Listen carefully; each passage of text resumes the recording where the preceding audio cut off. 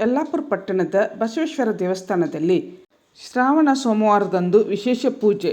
ಪಟ್ಟಣದ ಶ್ರೀ ಬಸವೇಶ್ವರ ದೇವಾಲಯದಲ್ಲಿ ಶ್ರಾವಣದ ಕೊನೆಯ ಸೋಮವಾರದಂದು ಶ್ರೀದೇವರಿಗೆ ರುದ್ರಾಭಿಷೇಕ, ವಿಶೇಷ ಪೂಜೆ, ನವಗ್ರಹ ಪೂಜೆ, ಗಣಹೋಮ, ನಂತರ ರಾತ್ರಿ ಸುಮಾರು 9:30ಕ್ಕೆ ಮಹಾಮಂಗಳಾರತಿ ಹಾಗೂ ಪ್ರಸಾದ ವಿತರಣೆಯೊಂದಿಗೆ ವಿವಿಧ ಧಾರ್ಮಿಕ ಕಾರ್ಯಕ್ರಮಗಳು ಸಂಪನ್ನಗೊಂಡವು.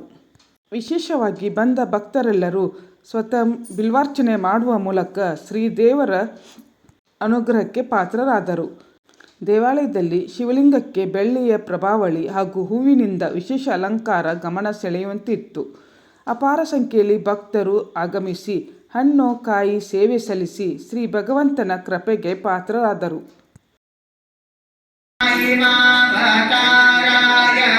ಮಲ್ಲೇಶ